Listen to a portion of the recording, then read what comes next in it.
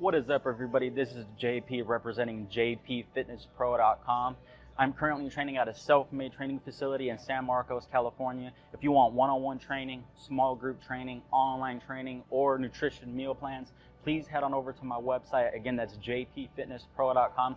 That is the easiest way to get into contact with me. All right, today's video is going to be about one squat tip that's hopefully going to help you lift more weight in the squat. This tip can actually be applied to anything generally, but the specific tip is going to be for the squat. And the basis or the idea behind this tip is that you want your stability to be as high as possible. The more unstable you are, the more you're going to be focused on trying to be balanced, and the less focused you're going to be on just driving more force through that movement or through the platform that you're on, whether that be like a deadlift or a squat platform, or whether that be a bench on a bench press. You want to get as stable as possible so you can drive more weight through that platform, and you can, again, increase volume, which is going to give you a greater magnitude of adaptation. So again, let's just say hypothetically, I'm going to give you an exaggeration so you guys kind of get what I'm saying, but let's just say you do a standard back squat, and then you could put, let's just say you do 225 for 5 to 10 reps or something like that. Again, 225 multiplied by 10 reps is 2,250 pounds. And then if you multiply that by 3 sets, that's roughly 6,800 pounds, something like that. So that's 6,800 pounds of volume.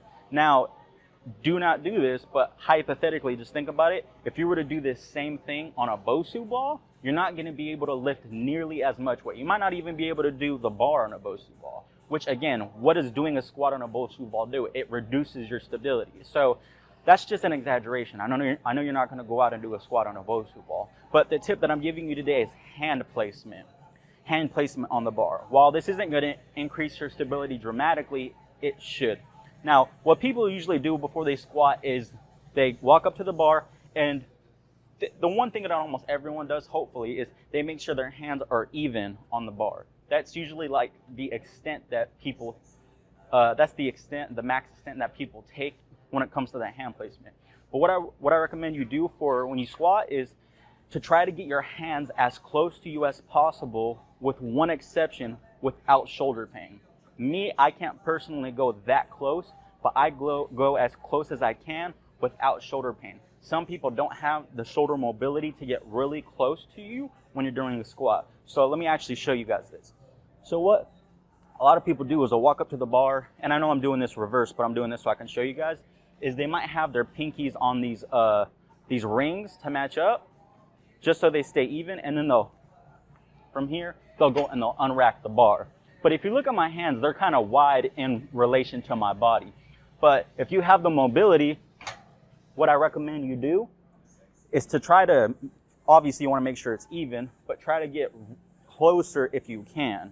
Try to see how my hands are getting closer.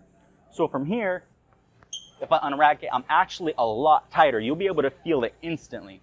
I feel a lot tighter. I can squeeze my lats better from this position. And again, the tighter you can get, the more stable you're going to be, and I guess the stronger of a squat you're going to have. If you have a stronger squat, you're going to increase volume over time. And again, that's going to lead to a greater magnitude of adaptation. So to sum it all up in one quick tip is just get your hands as close to your body, closer inside the bar, as you can without hurting your shoulder. If you try, maybe play around with your hand width during your warm-up sets and see if you can get a little closer. If you get a little closer and you feel a little bit of pain in your shoulder, just go a little bit wider. But that's one thing that I recommend. If you do, you should be able to add a little bit more weight to your squat. All right, if you guys have any questions, comments, concerns, please post them down below. I'll see you guys in tomorrow's video. Peace.